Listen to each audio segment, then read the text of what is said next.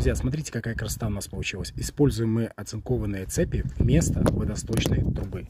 Рекомендую делать именно 3 цепи, не одну, не 2, потому что будет смотреться не гармонично. А вот именно 3 смотрится пучком, и со стороны, и сблизи это смотрится очень гармонично. В дальнейшем потом, когда будет водичка бежать, она будет бежать красиво у нас по цепи и попадает в нашу дренажную воронку.